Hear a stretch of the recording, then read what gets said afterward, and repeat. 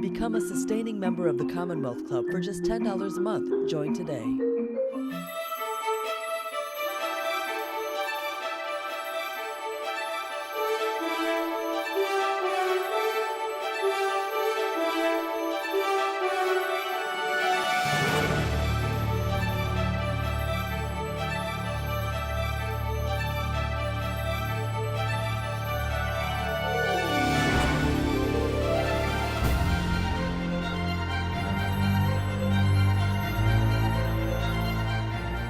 Welcome to the Commonwealth Club. I'm George Hammond, Chair of the Humanities Forum, which organized today's event. I'd like to welcome our online audiences and also those who watch later on YouTube or Facebook. And it's my great pleasure to have Mark Shaw back again. This is the third time he's come to the Commonwealth Club with his research. First, he did a book on Dorothy Kilgallen. Well, he'd done some earlier books on the Kennedys. Then he did a book on the mysterious death of Dorothy Kilgallen, and then he put it together in another book on denial of justice. And as a result of a large number of people who read those books suggesting that he researched Marilyn Monroe's death, he's done another book called Collateral Damage. You're going to find it very interesting. So Mark, welcome back to the Commonwealth Club, this time virtually from Santa Clara. Thanks for joining us this way. Thank you, George. It's a real honor again. And I think I've told you just the fact that I never was going to write Collateral Damage, but this is my contribution to history, really. I don't think there's ever been a book written like this. In fact, I know that there hasn't. What I've tried to do in the new book is to resolve three of the most, important true crime murder mysteries, I would say, of the 20th century, having to do with Marilyn Monroe, JFK, and Dorothy Kilgallen. And this book, as you said, was a follow-up to the three books that I'd written that touched on the JFK assassination and Dorothy Kilgallen as well. Mm-hmm. Yes, and first of all, I think it'd be great to tell one story first before we get into those stories that we have for today about those three mysterious and really awful murders. And that is that you have some personal experience that relates to this. You were, as a young reporter, you worked for Good Morning America in Philadelphia. And why don't you just tell the story? It's in your book. Well, if we can post the three books there, The Poison Patriarch, The Reporter Who Knew Too Much, which became a bestseller, and Denial of Justice on the screen. Mm-hmm. I can tell you that they're all a result, especially The Poison Patriarch, mm-hmm. of an investigation that I was doing at the time. I was a former criminal defense lawyer, and I moved to Colorado. In fact, F. Lee Bailey, who died recently, I tried a case or two with him. And then, when I moved out to Colorado, he couldn't cover a trial called the Claudine Langer case when she shot the skier Spider Savage. And so he referred me to Good Morning America to do that. And then I became kind of a legal correspondent for them. Uh-huh. They sent me to Philadelphia because there was a mafia lawyer there who said he would talk to me. And we were kind of surprised at that, but off I went, and I went to his office and I interviewed him, and I was surprised at what he told me about their trying to get their hands into Atlantic City, the gambling and everything. So next day, that aired on Good Morning America, and that was a huge hit. And so the producer said, well, will he talk to you again, Mark? Mm-hmm. So I got on the phone and I called his office. And when I did, there was a secretary, I guess, who came on the line. I said, I want to talk to Mr. So-and-so. And a lot of silence. And then she came back on and I said, are you okay? And she said, well, Mr. Shaw, I don't know if you know it or not. Apparently don't. But when he started his car this morning, it blew up. Huh. So that let me know that you've got to be very, very careful. And that kind of leads into The Poison Patriarch, because I had done a book written a book and published it on Melvin Belli, who I knew in the 1980s, practiced law a little bit with him in San Francisco, and he became Jack Ruby's lawyer. And so that book, he was Jack Ruby's lawyer before you started working for him. Working with him, yeah. Yeah, before you started working with him, he had been Jack Ruby's lawyer 15 years earlier or so. That's right. Right. Okay. But what I found out that Belli was a real mafia aficionado. He loved the mafia, and they loved him, and he was kind of that way. And so once I was inquisitive with my investigative mind of why why Belli became Ruby's lawyer, because he never tried a criminal case in his life. Wonder where the mafia could be involved in the JFK assassination. And so I can kind of quickly take you through that journey, because I wrote The Poisoned Patriarch with a new way of looking at the JFK assassination. And that was why Bobby Kennedy was not killed, instead of why JFK was. And I found out that Bobby's enemies were responsible for the JFK assassination. People can read more about that in Collateral Damage.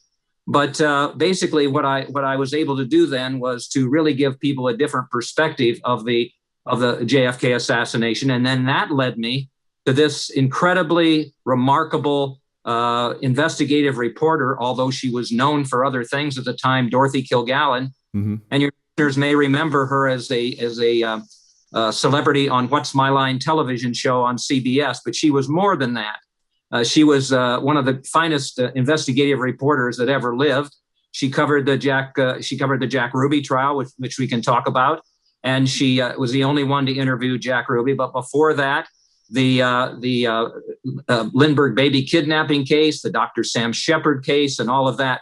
And so I began to be interested in whether Dorothy had written about the JFK assassination.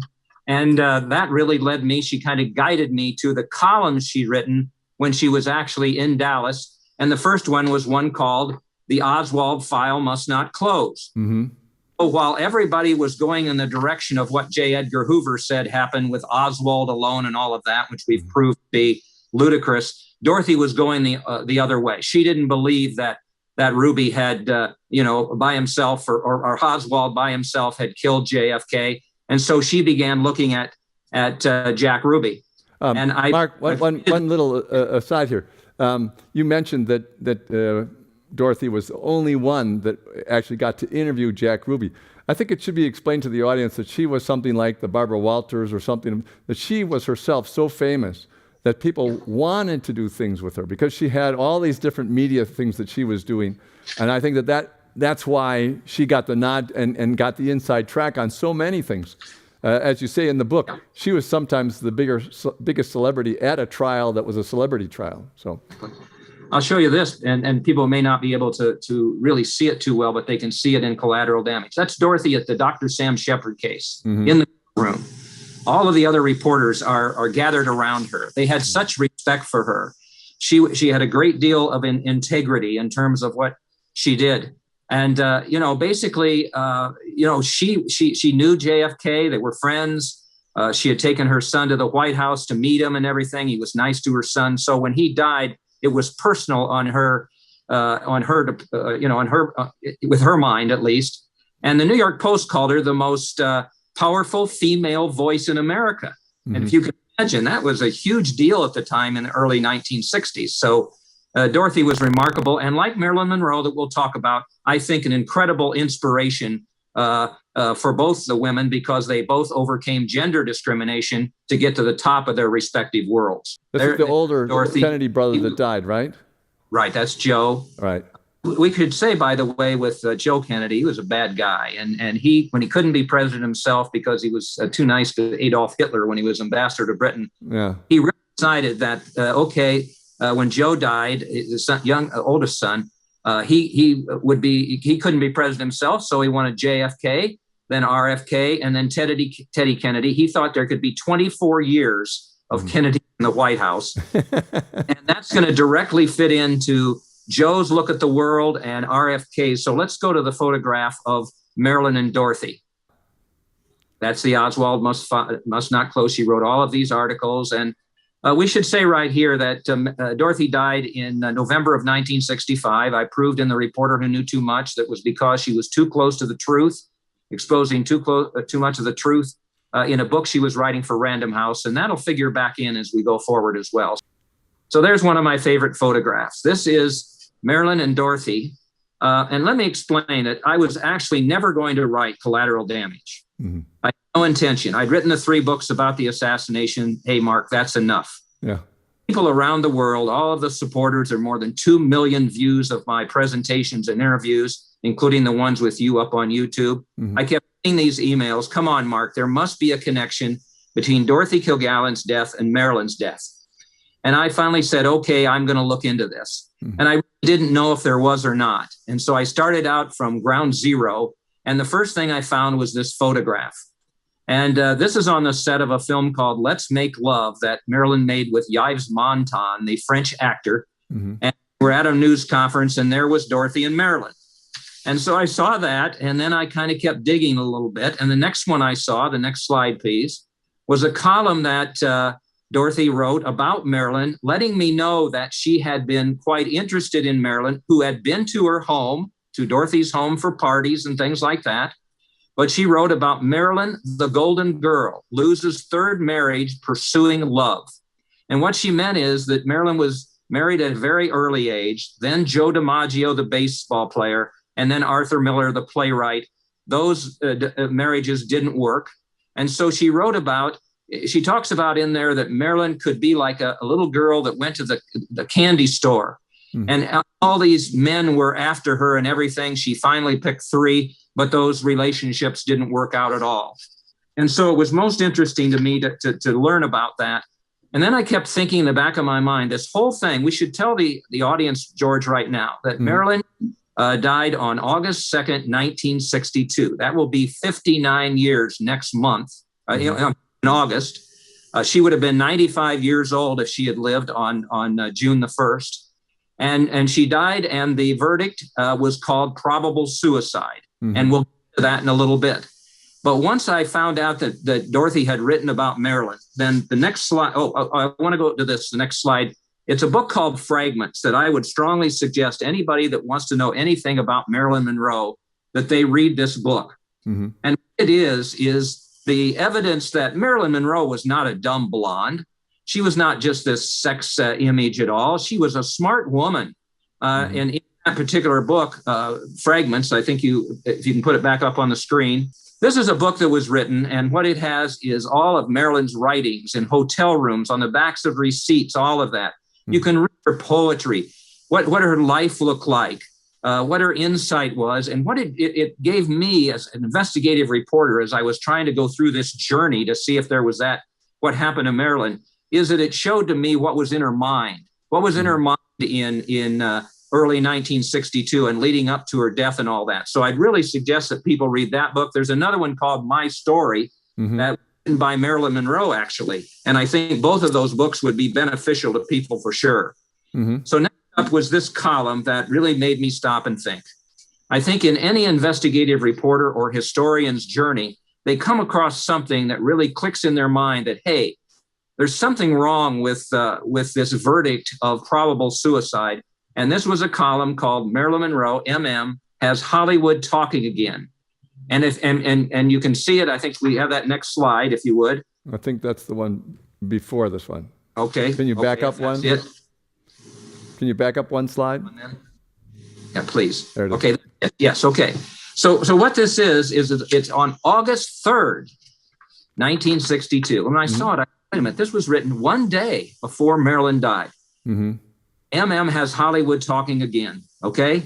And what it says is Marilyn Monroe's health must be improving. She's been attending select Hollywood parties and has become the talk of the town again.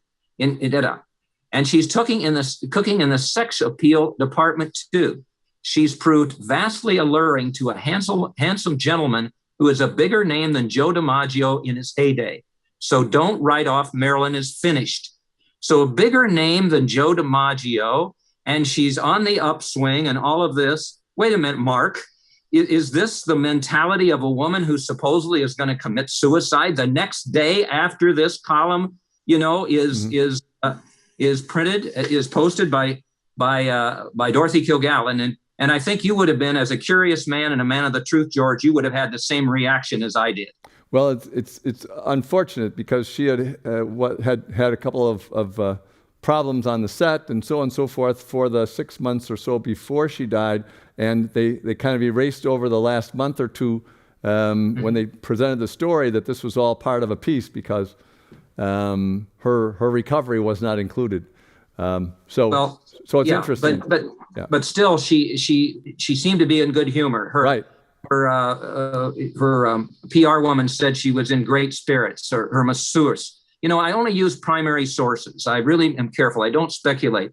And her masseur said she looks better than she has in years and all that kind of thing. So again, the suspicion. But the next slide, if you'll see, is exactly what was reported to the media. And that one is Marilyn Monroe kills self. So please bring that up if you would. All right. The slide that's past fragments. Yeah, please, if you would. The one right after that. Keep going. Yeah, right. There's the headline. Okay. And so everybody in the world thought, well, it says found nude in bed, hand on phone, took 40 pills. Right there, without anything else happening. Just as it happened in Dorothy Kilgallen's case when they gave out this wrong medical examiner headline that she had died of an overdose, circumstances undetermined, which I've proved time and time again was not the case. Dorothy was murdered. But when this happened, Marilyn Monroe kills self. When that headline came out, her reputation was tarnished forever. Hopefully until I'm presenting all this evidence about her. So that happened. And then I decided, okay, what do I need to do? Well, one of the first things I did in Dorothy Kilgallen's death was go look at the autopsy, which was very fraudulent, very much botched. Junior medical examiners and everything. And so I said to myself, I'm going to go look at the autopsy for Marilyn Monroe. So if you pull that up, please, it's the original copy of the Office of the County Coroner. So what does it say? Acute barbiturate poisoning, ingestion of an overdose. The next one then. That's at 10:30 in the morning, the day after she died. And now we go to the next slide. And that's under the certificate of death. About, let's see, 7 hours later at 3:40, they've changed the result to probable suicide. And this was Dr. Thomas Noguchi who handled the autopsy. And it made me really wonder because I'd learned about him when he was involved with the Michael Jackson case and all that. There were always questions about him. Right. Well, that made me wonder. So go back one slide to this column that Dorothy wrote about Marilyn. And this is a column she wrote. It says Martha proves she's a trooper, but that was about Martha Ray, the actress. But in those paragraphs, just the one at the bottom of the first one and then in the other ones, Dorothy asks all these questions about Marilyn's death.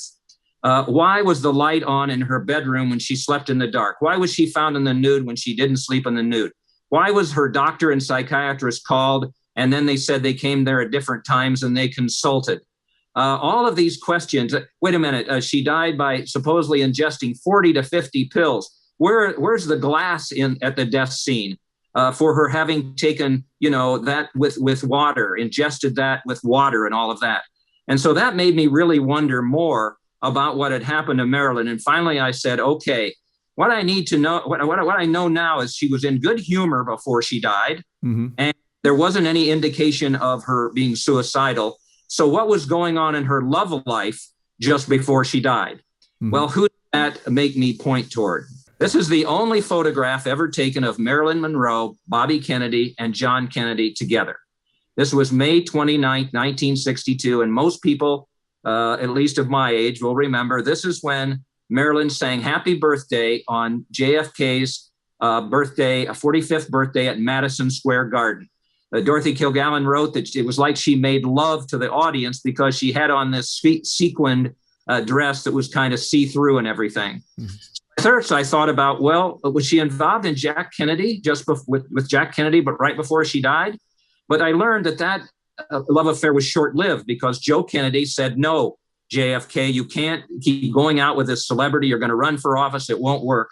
And that immediately, George, sent me in the direction of Bobby Kennedy. What could I prove then about a relationship between them? Well, I struck gold right away with this journey that I was taking when I found the letter that we can put up on the screen right now. And this is a letter from Jean Kennedy Smith, the president's president's sister, to Marilyn Monroe. We understand that you and Bobby are the new item, !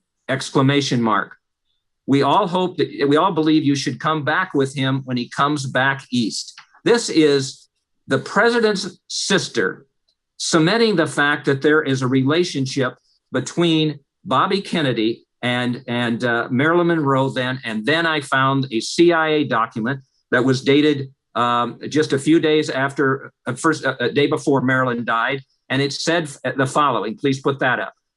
Robert Kennedy has been having a romance and a sex affair over a period of time with Marilyn Monroe. Robert Kennedy was deeply involved emotionally with Marilyn and has repeatedly promised to divorce his wife to marry Marilyn.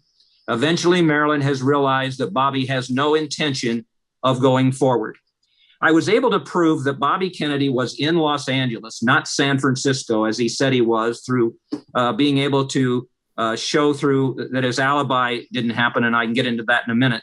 But basically, he was in LA the summer of 1962, working on a movie about his book, The Enemy Within, which just basically blasted all the mafia alive and really caused a lot of problems with them hating him so much before JFK died. So he was there trying to get that done, a movie. And I have evidence showing in the book that he visited Marilyn at her home, at Peter Lawford's beachfront home, all of that.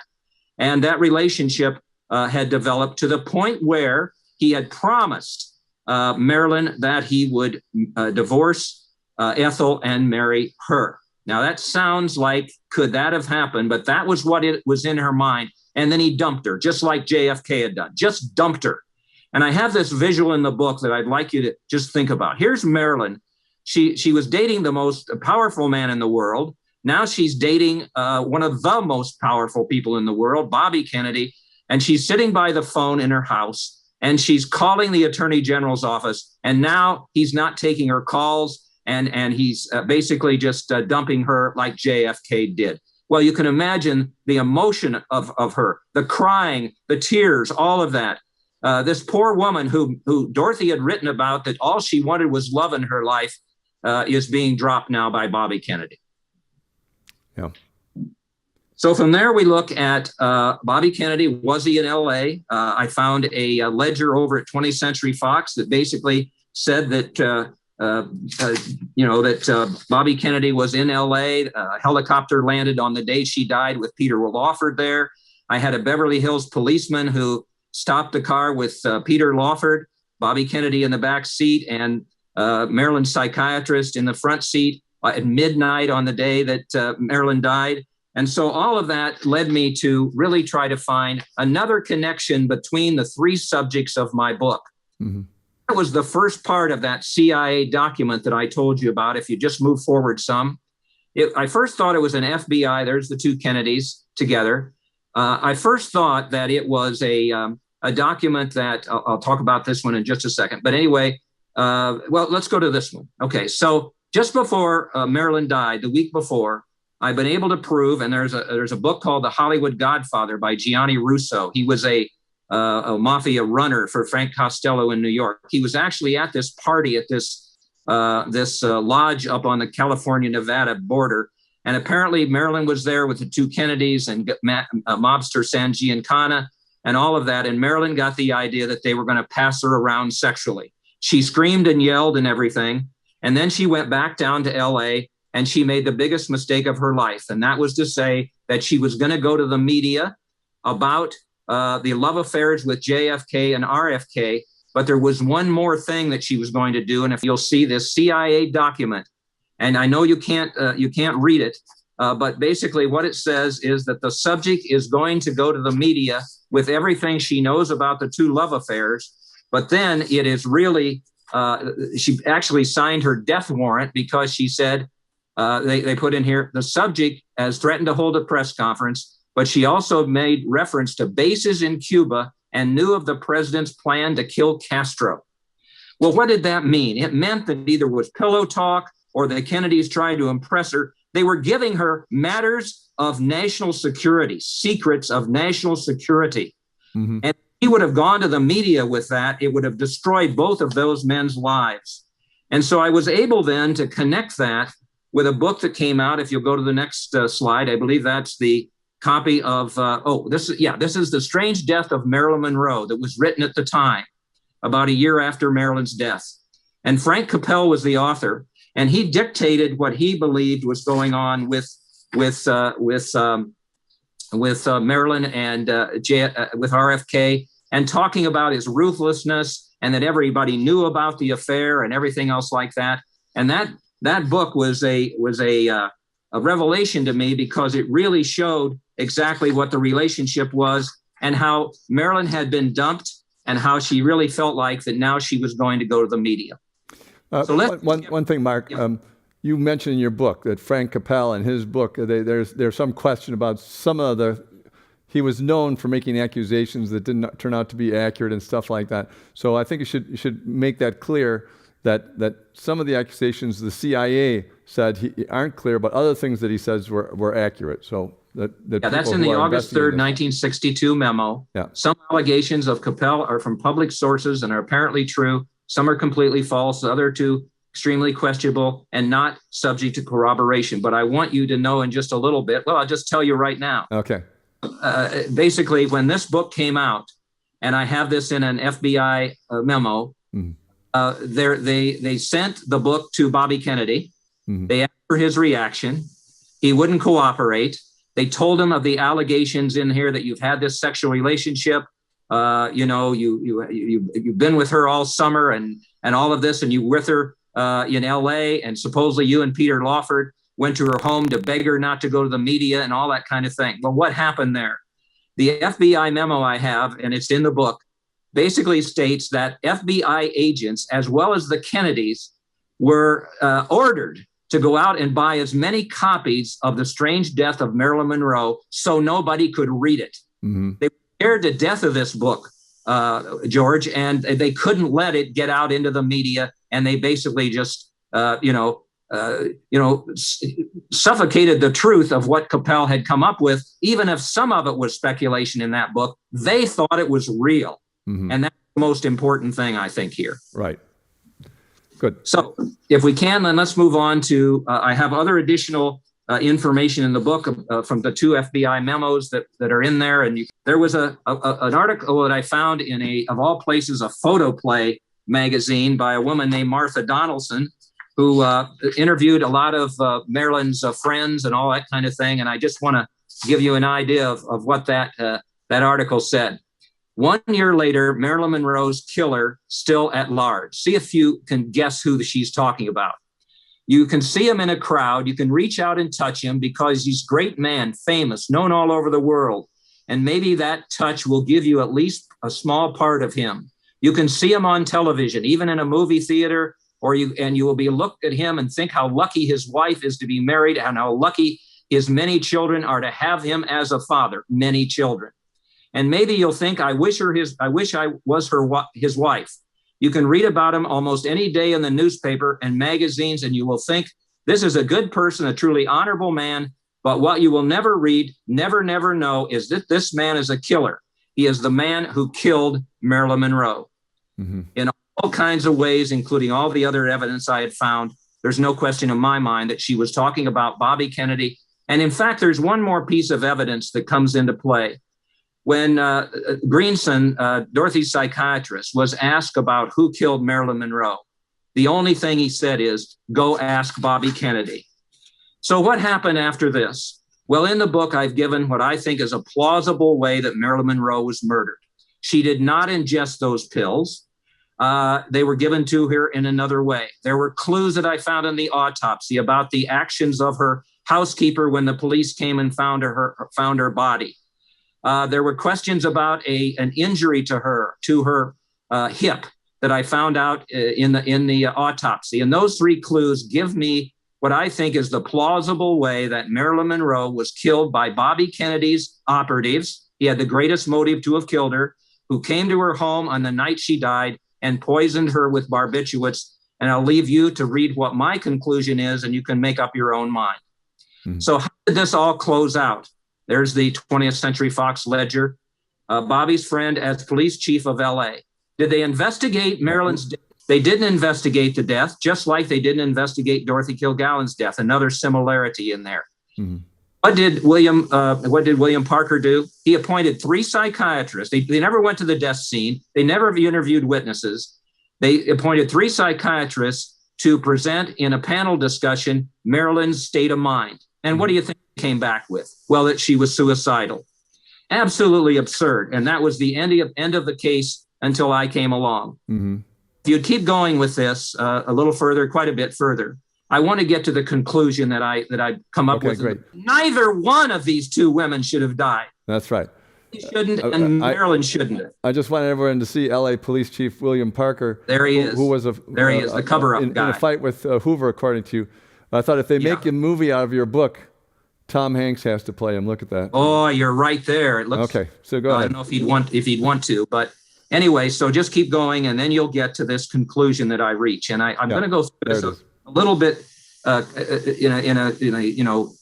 without hurrying, because I believe that this is the conclusion that I've come up with, and I think it makes sense. And I want to see what the audience to the book says. Mm-hmm. If Robert F. Kennedy had been prosecuted for complicity in Marilyn Monroe's murder in 1962, based on compelling evidence at the time, which I provided not only in the book, but also in a letter to the LADA, George Gaston, asking him to reinvestigate Marilyn's death. That letter and 300 pages of evidence, and the book was delivered to him a week ago. Mm-hmm. He had been prosecuted. He would have been rendered powerless because he would have had to have defended himself. There would have been no JFK assassination in 1963, since those who killed the president to make Bobby powerless would have had no motive to do so. And then further, Dorothy Kilgallen would not have been murdered in 1965, since there would have been no JFK assassination to investigate, since her getting too close to the truth was why she was silenced, changing the course of history. Bottom line, the murders of Marilyn Monroe, JFK, and Dorothy Kilgallen were collateral damage based on the abuse of power by Robert Kennedy in 1961 and 1962. And hopefully my research will correct distortions of history today, all about Marilyn, the ones at the sixth floor museum at Daley Plaza, which are ridiculous, about the Oswald alone theory. So that's my contribution to history, trying to say that basically, and the other advantage I had here, George, just to finish off, is I've done most everything in my life ass backwards. and so that's what I did here. Normally, you would investigate Marilyn Monroe's death first, right? 1962, then JFK 63, then Dorothy 65. Well, I investigated JFK's death first, then Dorothy's, and then Marilyn's. Mm-hmm. By doing so, I remember the day when I woke up in the middle of the night and said, oh my God, this all makes sense. This opens a window to not only what happened to Marilyn, but to all three deaths. And hopefully that's going to be the information that people can read in the book, make up their own mind and everything. But there should never have been a JFK assassination. There should never have been the death of Dorothy Kilgallen. And for certain, there should never have been the death of Marilyn Monroe, except for the actions by Bobby Kennedy.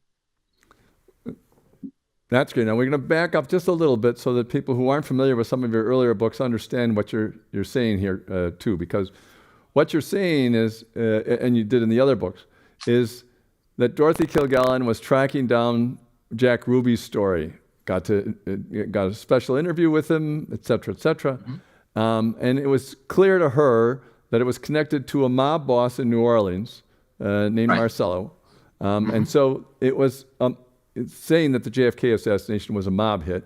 And therefore, the mob was mad, but the mob was mad because Joe Kennedy had promised the mob that his sons would lay off them. Good, thank you. So why don't we tell just with the 2 sentences or 3 sentences to give that background so that people understand what led to what. Well, when the 60 election happened, Joe Kennedy knew they were going to lose. They called in, if they didn't win West Virginia and Illinois, so he called in some of his underworld guys he knew from his bootlegging days. Mm-hmm. And so they helped him win. But the deal with the devil was, we won't come after you if you help us when we get in the White House. Immediately, Joe and I had a witness right there in the reporter who knew too much, who was right there when Joe ordered JFK to appoint Bobby Kennedy. Bobby Kennedy went after those guys, especially Marcello, who said as the end of 1963 was coming, after he had been deported once and he had been charged with racketeering, I can't let this happen. I've got to render Bobby Kennedy powerless. But if I kill him, JFK will come after me with everything the government has. But if I kill JFK, Bobby Kennedy will be powerless. And that's exactly what happened. Mm-hmm. And then stretch that on into the situation with Marilyn Monroe's death, because if in fact he had been prosecuted, there would have been no JFK assassination, because his enemies wouldn't have had to go after him, because he would have been powerless. Yeah. It all connects. Yeah, you draw in J. Edgar Hoover to the whole story too, and he plays a very complex role in your story. I mean, he and Bobby Kennedy did not get along at all, but you still think he would have had Bobby's back in this thing. So, well, I don't know if as far as Marilyn went, but Dorothy Kilgallen was a smart woman. She said just before she died, if the wrong people knew what I know about the JFK assassination, it would cost me my life. I'm afraid for my life. I'm getting from my family, and I'm getting a gun.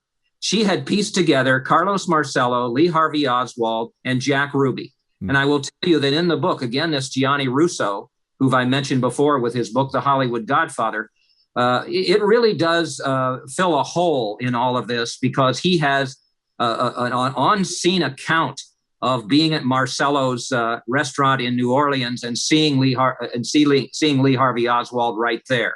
Mm-hmm. And that all connects with with the things that Dorothy happened. The most fun with regard to this book was having the 3 books published, then getting into Marilyn's story and seeing all the connections in there. I'm not the smartest guy in the world, George. I'm not the best researcher who ever lived. Mm-hmm.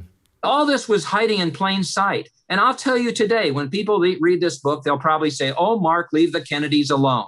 Mm-hmm. Well, the Kennedys were bad people in a lot of ways. Mm-hmm. I had a lot of respect for Bobby Kennedy. He probably saved us from a nuclear war with the Cuban Missile Crisis. JFK was civil rights, but they were womanizers. They used people. Hell, I have a witness in the book who knew the Kennedys before, when Jack Kennedy was a senator. He told me the Kennedys used to go into restaurants and have dinner and then just walk out and never even pay for it. Mm-hmm. They were privileged people. They're like some of the athletes today. They don't play by the rules. Mm-hmm. And Bobby Kennedy and Joe Kennedy's actions in 1961 and 1962 are responsible for 3 deaths.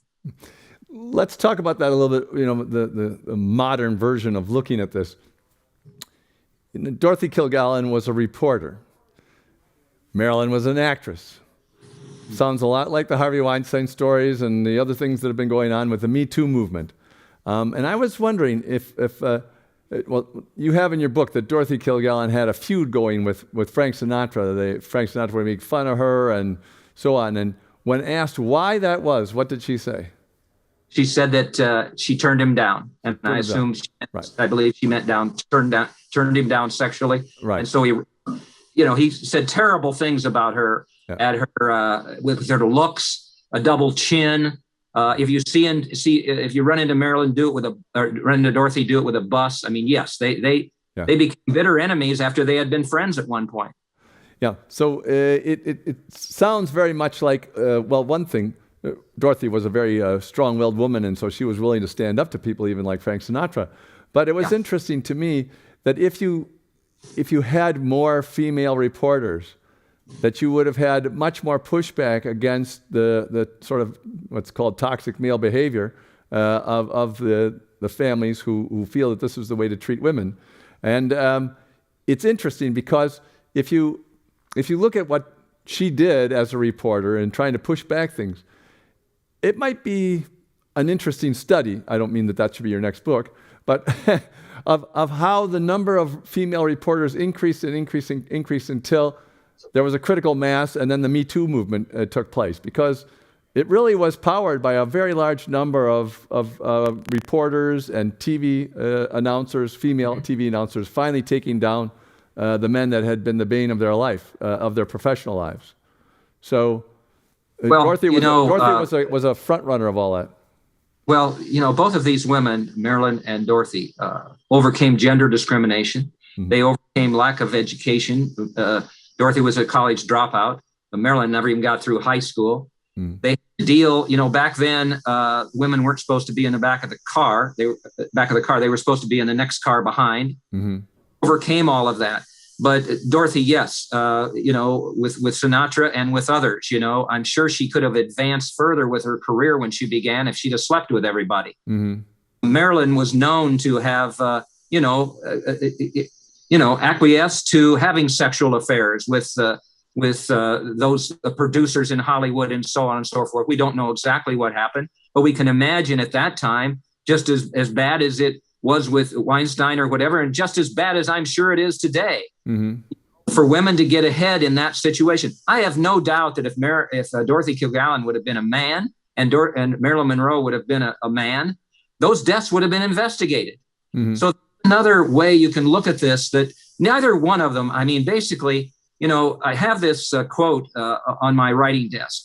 The dead cannot cry out for justice. It is the duty of the living to do that for them. And that's me. Hopefully in my book about Dorothy and Marilyn here, I'm their voice. I'm trying to scream, hell, they didn't get justice when they died. Let's give them some today. Fortunately, I do think the NYPD cold case squad, at least they've told me they're going to look into Dorothy's death. Now I'm hoping that the LADA will look into Marilyn's death, but that's an uphill climb, as you know, George. Yeah, a very uphill climb. One of the things you just mentioned about screaming out for the justice for Dorothy, I mean, that's what you did with your book on her before the reporter who knew too much. You mentioned in just, I think it's page 544, if I remember correctly, you mentioned that this author, often sees things through Dorothy's eyes. And you mention a lot in the end when you're trying to put it together. Dorothy Kilgallen would have looked at it this way. Dorothy Kilgallen would have looked at it this way. Is there another element of your research that you want to share with us about this relationship you have with Dorothy and trying to see it through her eyes? Well, George, you have to recognize the things you don't do well. Again, small town in Indiana guy, nearly never got through Purdue, almost flunked out of law school. I'm not the smartest guy who ever lived, but I was a crack criminal defense lawyer. I handled almost all murder cases. I learned how to tell stories to juries and all of that. I try to do that in my books, lay out the evidence like a prosecutor and everything else. But from the get-go, I will tell you, and I don't know if people will think that I need some mental help, but I think Dorothy Kilgallen chose me to write her story. Been basically erased from the face of the earth after she died in 1965. As I went along, I kind of felt that she was guiding me this way or that way or whatever. And I will tell you that the moment I started to think about looking into Marilyn's life and times and her death, I felt an urging from Dorothy. Yes, do that, because there's more here than that's ever been, exposed about what happened back then. So when you're not the smartest guy in the world, you try to emulate those people that were. And Dorothy Kilgallen, as I say, there's no, oh my God, how many letters I've gotten. We wish we had a reporter like Dorothy Kilgallen today who has that kind of integrity. Dorothy actually went out, George, and found the facts and then, made her conclusions. Today, unfortunately, many in the media, and I'm sure they'll probably do that with this book as well, bashing it or whatever, they'll get a conclusion of some sort, and then they'll try to fit facts to that, which is just not the way you do it. You get your facts first that way. And that's why I have such respect for Dorothy. Well, one of the facts that you put in your book, too, is that Dorothy's family was very reluctant to get involved. They were also afraid of whoever may have killed her. I mean, of course, there's a question about whether the family members believed in her suicide or didn't believe in her suicide, and it went back and forth. But those who didn't were too afraid, really, to step forward, too. Well, you would be too, yeah. I think, because Dorothy was a blabbermouth, just like Marilyn made a big mistake, George, by saying she was going to the media. And I get a chill every time I say this. When I told this story to a reputable witness who was there at the time, when I told him that Marilyn was going to the media with the matters of national security and the love affairs, his comment was, she was dead. Well, it was the same situation with Dorothy when she... when they knew that she was going to go ahead and report this material about the JFK assassination in a book for Random House. And so then I'm afraid for my life and my family, all of that. Well, she's dead, found in a bedroom in her townhouse she never slept in, wearing her false eyelashes, her hairpiece, and her makeup like she was going out to a party. State death scene for sure, no investigation. And then, they tried to contact the family to cooperate then, just as I've done many times. But if you can imagine at that time, anybody involved, the What's My Line panel, her friends, colleagues would have said to themselves, wait a minute, if Dorothy's working on the JFK assassination and those people that were involved killed her, well, they're going to come after us too if we do anything. Mm-hmm. And to this day, there's never been any cooperation with any investigation by them. I have a side question for a second. We'll get to questions from the audience in just a second. After JFK's death, Jackie picked the myth of Camelot to try to enshrine the Kennedy years. And that this Camelot image of what that brief and shining moment was like. I'm wondering if she was, because she's a very clever woman, whether she was also pointing to the disabling adultery that's at the center of the Camelot story as well. Because there's a book that I quote in my book. It's a biography of Rose Kennedy. Mm-hmm. You can find it find the book in my book, and I'd suggest anybody that wants to know all about that, because what did Rose Kennedy do? Well, Joe was running around with Gloria Swanson, his trophy girlfriend, his mistress, while he was married. Mm-hmm. FK had his trophy, Jackie Kennedy. Finally, Bobby Kennedy has his trophy, Marilyn Monroe. But Rose Kennedy talks about, at least in the interviews that she did with friends and the author and everything in that book, that, hey, he was what he was, Joe was, and I just put up with it. Mm-hmm. Jackie Kennedy had to have just turned her back on that. I feel a lot of sympathy for her and Rose and all of those women who have these serial adulterers. Mm-hmm. I mean, for God's sakes, Ethel had 12 or 13 children? Mm-hmm. Bobby, and he's out running around with Marilyn Monroe. And I could give you, and I do in the book, many more accounts of everybody knowing it went on. Mm-hmm. And so it's disturbing. But yes, I have a lot of sympathy for Jackie Kennedy that she had to put up with that in the White House. Mm-hmm. All right. Well, we have some questions coming in from the audience. So from Kieran Brown, how does your narrative differ from Lamar Waldron's work? Are you familiar with Lamar Waldron's work? Yes. Okay. What way does your story differ from what he concluded? Dorothy Kilgallen. There are all these books out there about the JFK assassination. There's only one or two that I give much credence to. Gerald Posner, Oswald, case closed. Vincent Bugliosi. There was a novelist, who just wrote a book about the Kennedys. I respect every opinion out there. But nobody's ever been able to, for whatever reason. I don't know why Lamar didn't do this. I guess they just missed it like everybody else did, that Dorothy Kilgallen was the most credible reporter. None of those authors I just talked about are, for God's sakes, JFK, the film, the Oliver Stone one, yeah. Weren't in Dallas. They weren't there. Dorothy Kilgallen was in the front row. I have the Ruby trial transcripts. 2,000 pages that I found of the Ruby trial transcripts, mm-hmm. Put them in denial of justice. I read every page, and I'll tell you right now, if you even look at a little excerpt from that, you find out that no question in those minds of the jurors was that there was a plot to kill JFK. You know why? Because Jack Ruby is overheard during a telephone call saying on the day that he shot Oswald, I will be there when he's transferred. I will get help from my police buddies to get into the basement. I will act like a reporter to get to the basement. He was stalking Oswald. There's no question about that. There was this plot to kill the president. I even think Melvin Belli may have been involved in it.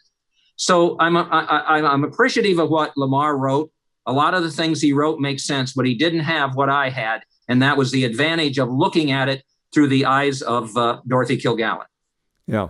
And Dorothy, as you said, she went right down there, and then she sat through the trial. I mean, you also described Dorothy's life. One of the questions here is, wow, I've always wondered what happened to Dorothy Kilgallen. This is fascinating. You expressed what she lived like. She lived that was the jet setter. Jet setter is like, you couldn't have a more perfect. She was flying all over the country, flying back, doing her television show in New York, flying out to the trials. She must have spent a lot of money doing that, but obviously it was paid for by somebody because she didn't get rich. But it's fascinating how much she moved around all the time. And she must have had a tremendous amount of energy to keep this up. Why don't you tell a little bit about that? About how you she know, lived that. with Dorothy, for instance, I pride myself in the fact that the reason I get all these tips, and I'll bet I'll get some from this broadcast too. I got yesterday. I was just telling you, I got a person who listened to a podcast yesterday who sent me a letter from John Steinbeck to Marilyn Monroe asking her to send a photograph, an autograph for a little boy friend of his. Yeah. And there's Dorothy with with Carrie, her loving. She loved her youngest son, and there is Jack Kennedy with his family. And by the way, and I'll come back to this in a minute, but at the end of the book, I try to really humanize the three subjects of this book: what they lost and what we lost. Right. Dorothy never got to play with her son again. Jack Kennedy never got to play with the two kids. Marilyn, the only thing in the world she wanted was to have a baby, and she thought maybe after she got over the Robert Kennedy mess, she might remarry Joe DiMaggio. We lost one of the greatest entertainers of all time, one of the greatest reporters. We lost Jack Kennedy. But with Dorothy, my favorite story is one that was brought to me by a 99-year-old woman who lives over in Oakland, California, who told me that she used to see Dorothy at the hot spots in New York City, the 21 Club and all those kinds of places. And Dorothy would wave at her and everything. And then she would see her with celebrities and everything else like that. Basically, Dorothy was a bigger story than the story she covered.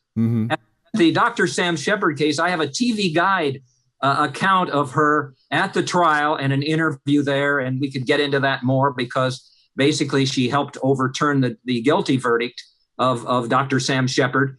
But they talk about her. I'm sorry. They talk about her walking into the courtroom at the Jack Ruby trial, and I have her at Daily Plaza photographed there. But they talk about her. It was the ABC. It became the ABC reporter. Anchor at the time, but he was at the Jack Ruby trial. And he talked about that when Dorothy walked in, the courtroom stopped.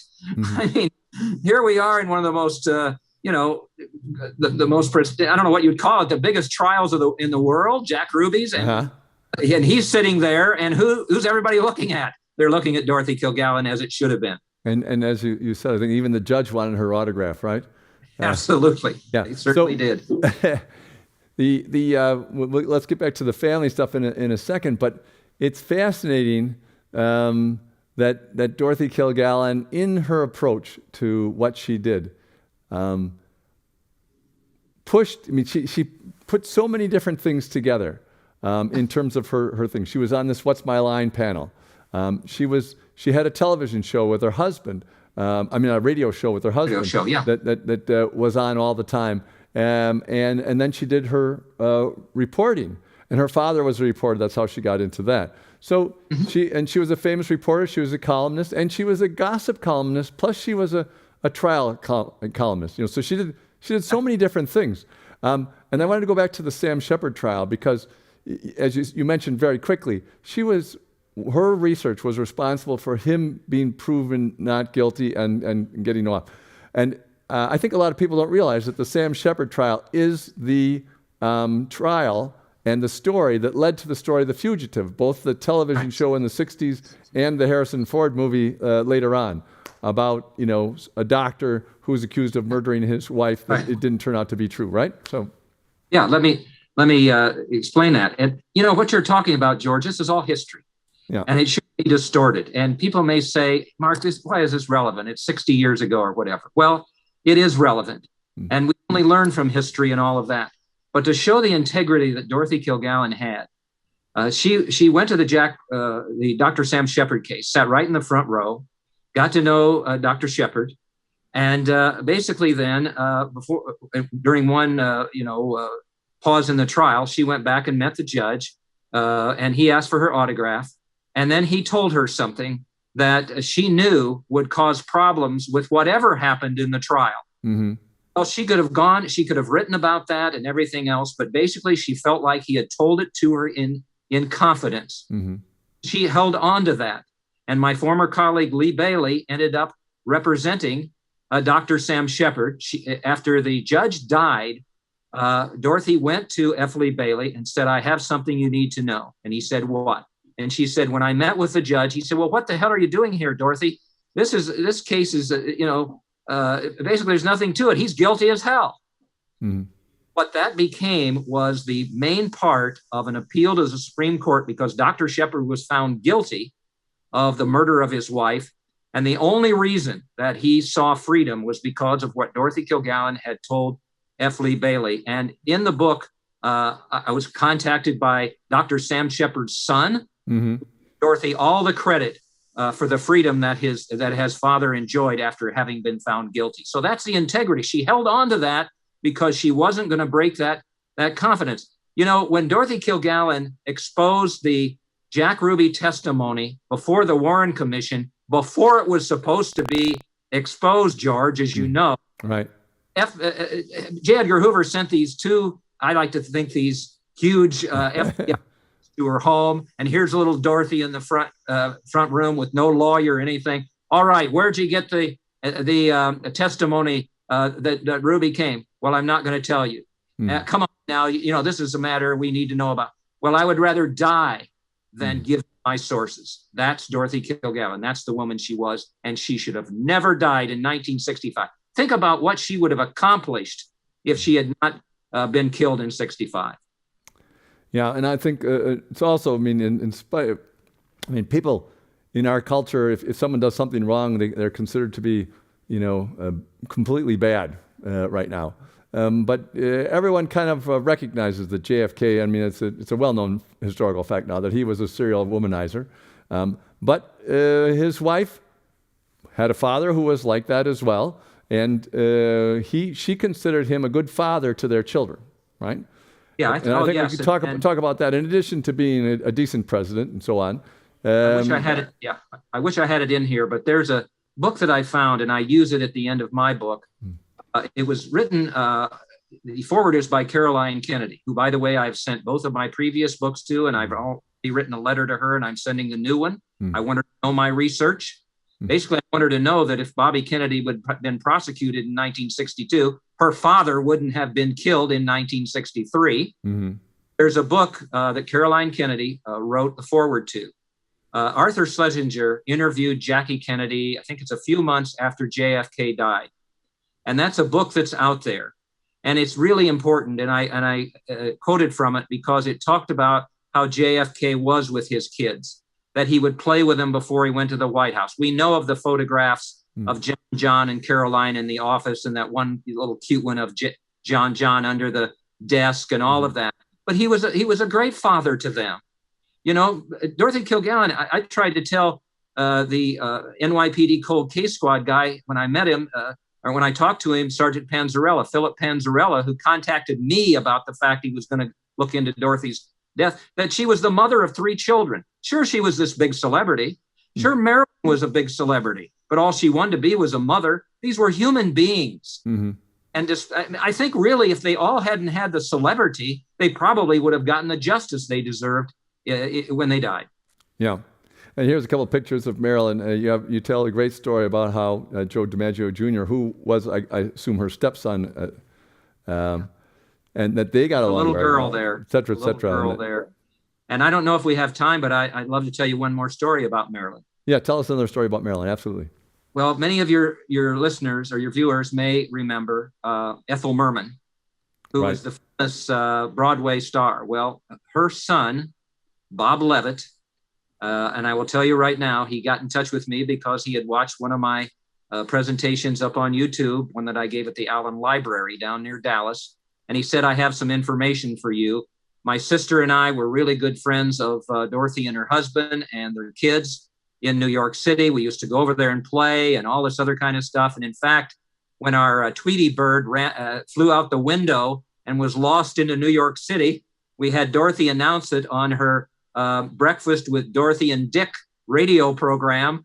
And for God's sake, somebody found our Tweety bird and brought it home. But the one that really got me was that he was on the set of There's No Business Like Show Business, which was one of Marilyn's biggest roles. If you don't watch anything that she was ever in, go watch that.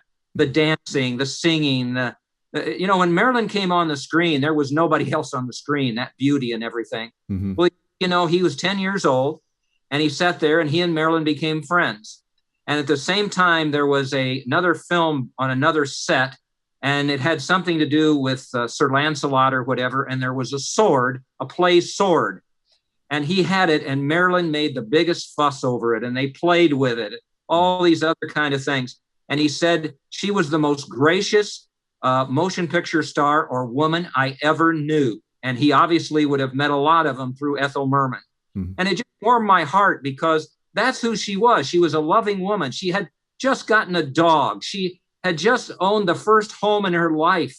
Everything was going forward. She had been offered a Broadway play to star in, and she'd always wanted that. All she wanted was to have a baby and be recognized as a legitimate actress. And then she fell into the nest of the Kennedys, and that ended her life.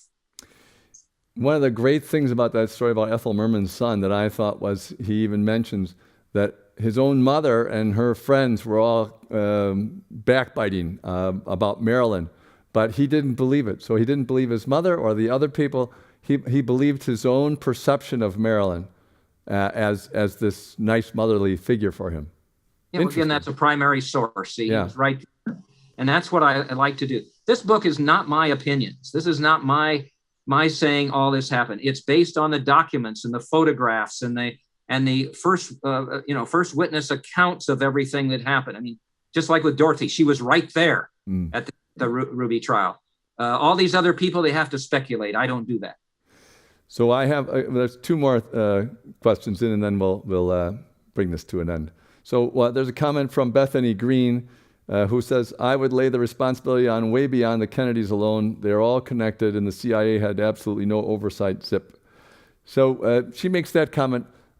I have another one. It seems to me that if the CIA, which your memos show, was completely aware of JFK's connections with the mob, and you haven't mentioned this, but it's also a well-known fact, you put it in your book, but he shared a mistress with one of the mob bosses as well.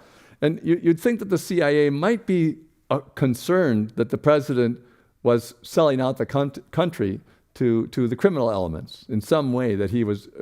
So I think their concern about what JFK was up to and everything seems legitimate under the circumstances.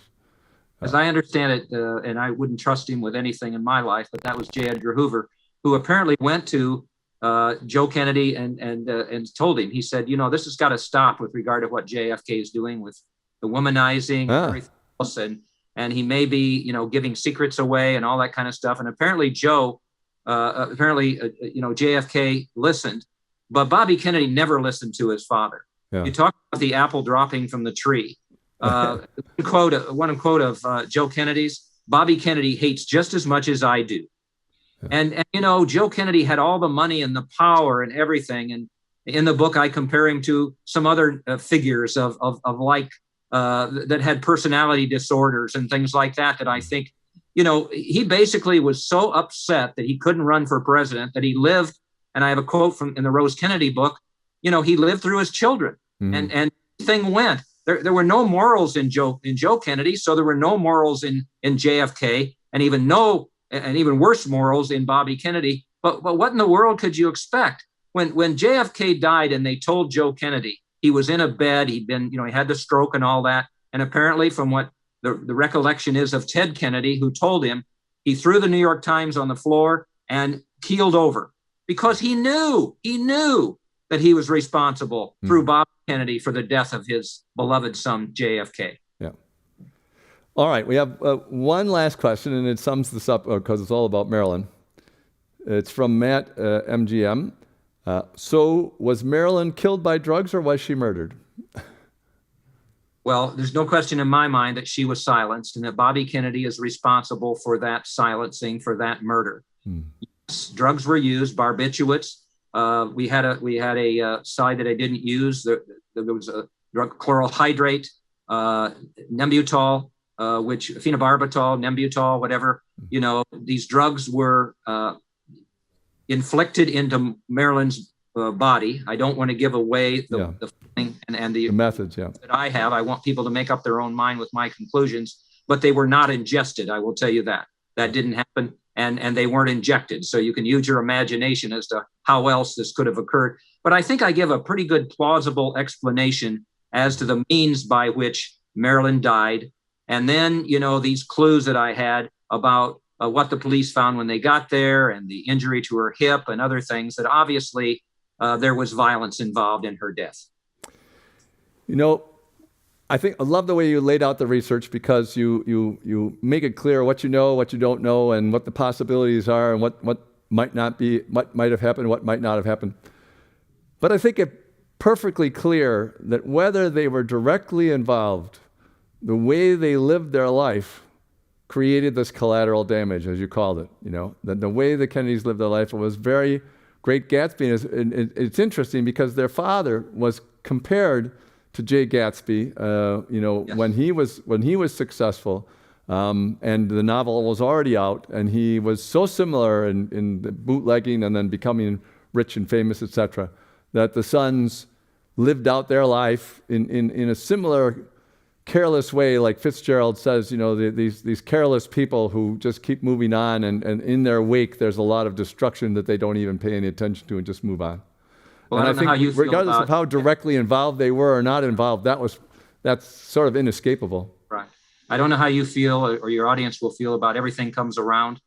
But if you want to take Collateral Damage to another level, look at the tragedies in the Kennedy family's lives. Mm-hmm.